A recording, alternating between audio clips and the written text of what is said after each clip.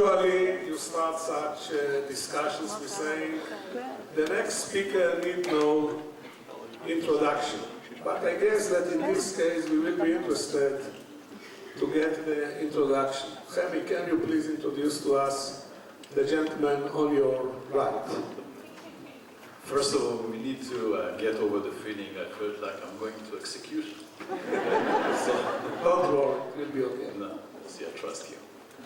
I'm going to use two definitions. There are many ways to represent the young gentleman that is sitting next to me on the right side.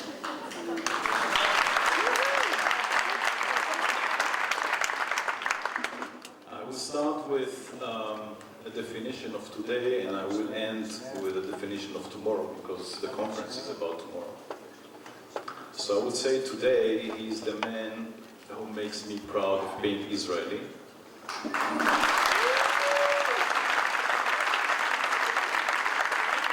And my definition for tomorrow is that he's going to be the greatest winner, because tomorrow we will have peace.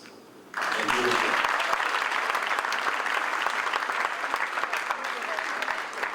Shimon, can you please introduce to us the kid sitting on your left? Well, first of all, he's an honest to God man, generous, wise. I think he runs a company that has to do with startups. But I want to tell about him and his sister and his brothers. I'm a little bit disappointed with them. I thought I should be their teachers, and what I have learned, they became my teachers. If I want to know about a good book, I ask my daughter. If I want to know about a good flower, ask my son. I want to know what will be the next stage, ask Chemi. So I'm very lucky to have a family where I have 3 teachers. They are good fathers to their children, and they are good children to their parents. Unfortunately, the women that has educated them, and which I'm very proud of, is not with us tonight. Thank you. Shimon, before we move to this specific pair of interviewees, I'm very curious to know what is your take of the 2 pairs we had before. What do you think about what we learned from Stanley and David, and what we learned from Chaim and Yosef Sider? Are you willing to share with us your impression? Well, Stanley knew before. David I heard for the first time, and it made me double proud about the 2 of them. Stanley was the first economist I met in my life. Usually I thought economists were born sad people. And they can never be happy. And they're always critical. Stanley was the only person that, well, was more balanced. But what it surprised me, you know, we have had to go out of a terrible economic situation with almost 400 or 500% of inflation. And Schulz was at that time, I think, the Secretary of State. And he asked 2 of his aides, Herbstein and Stanley, to help us. Well, actually, Stanley took the job, and he surprised me like nobody else in my life. Why? Whatever he said became true. I thought economists, you know, philosophy. This man, he said, if you do this, that will happen. And you know what I did? And it happened. Now, about the meeting between science and art, it was simply wonderful. Wonderful. With depth, the sense of humor, great knowledge. And I think we have to thank the mother for having such a husband and having such a son. Thank you. Mr. Peres, can you describe us a little bit what exactly your son is doing? Well, also I'm not sure I know. because I have to learn from him. I want to tell you two things about my son. He started to teach me when he was 6 years old. The first remark he offered me was, "Father, why is that? When you open your eyes, you open your mouth."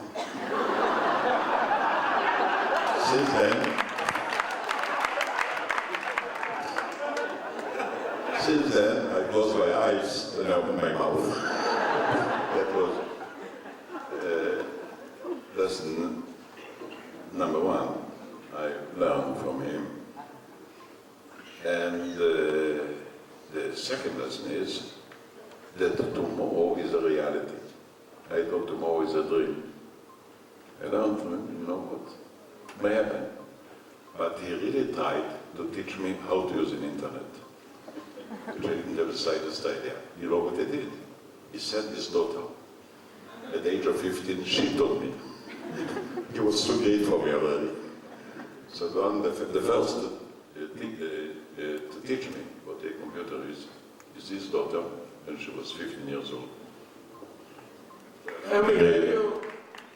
Can you explain to us what exactly is the job of your father?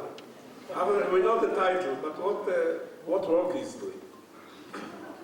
So first of all, you know, the question of do you consult with your father, I think, was overruled.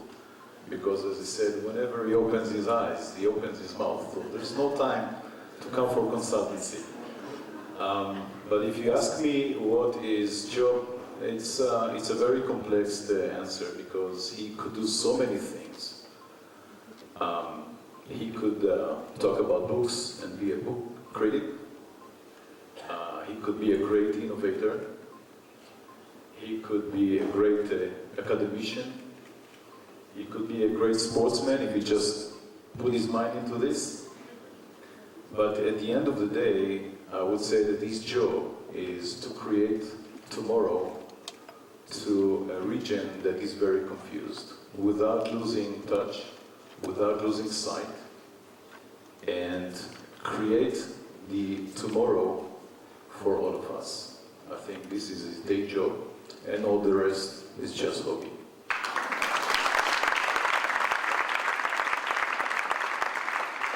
Mr. President, do you agree with the definition of Chemi?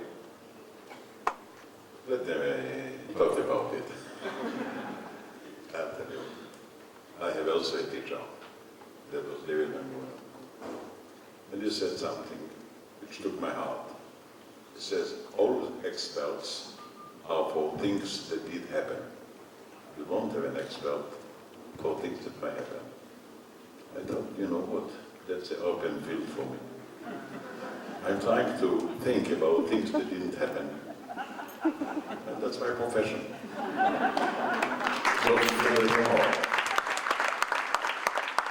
So contrary to you, I make my living by my ignorance, by not being committed to what you know.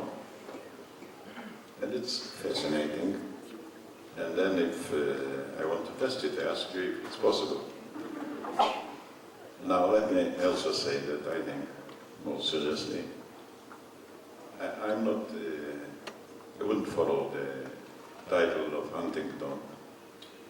We suffer from a clash of civilizations. I think we are blessed with a clash among generations. You know, people ask me, how didn't you foresee the revolution in Egypt or Tunisia?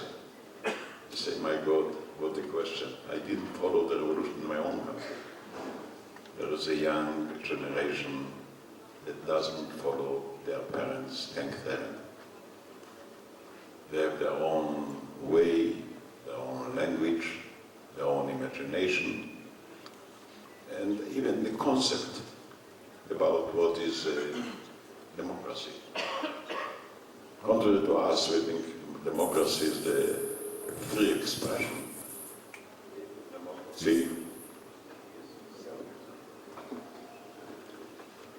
Democracy is self-expression. They think they can express themselves not just by words, but by many other things. And they respect their parents, but in their heart they say, dear father and dear mother, thank you for what you did, but we are not going to follow you. We are not going to copy you. Because after all, you left us quite a great deal of problems and prejudices, wars, hatred, hate. So we want a world of our own. And I believe the parents have lost control over their children. Thanks heaven. The children have their own grouping, their own language, their own prospects, and that's the way it should be. Continuation, maybe, but revolution for sure. I don't think the children have to be satisfied with what has already happened, or with their parents' heritage. They have the right to build a future of their own, totally different. And I think that I would like to see a world where actually the youngest are mature. Today I think a boy of 13 or 14 or a girl are ready-made people. They are stronger physically. They are better informed. They are more balanced. And they build a new world. Let them do it. Let them do it.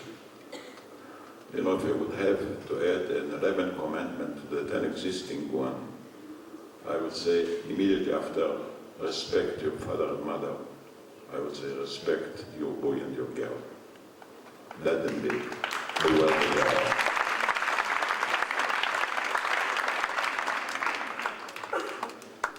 Chemi, you look at the generation of your father and you look at your generation. How you compare the two generations? I think maybe the greatest differentiation is that my father's generation, and by the way, I think he's cheating on his age.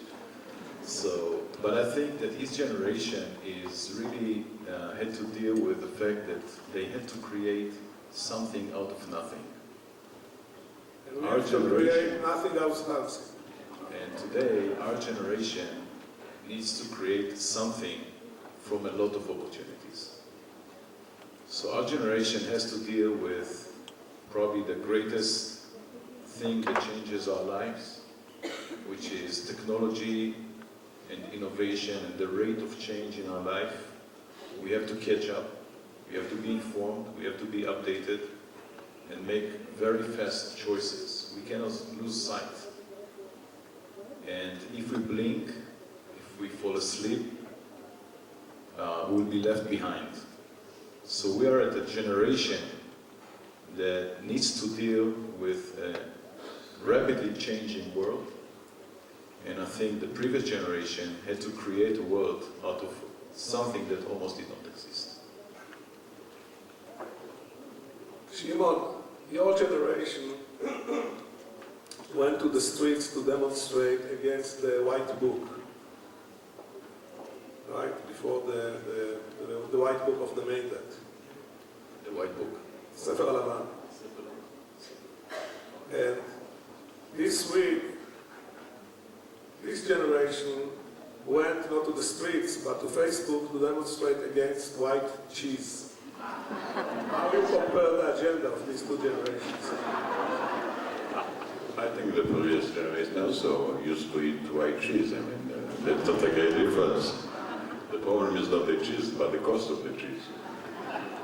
And they are demonstrating against the high cost of it. Because when you promote the salaries and wages, at the same time you promote the cost of the food, you actually don't let people to move ahead. I can say laughingly that in my generation we were a country of milk and honey. Now we're a country of cheese and chips, electronic chips. And you know, I'm sitting all the time, listening to some of the panels. Fascinating. Listening for a couple of hours to the panel at Stanley. Brilliant minds.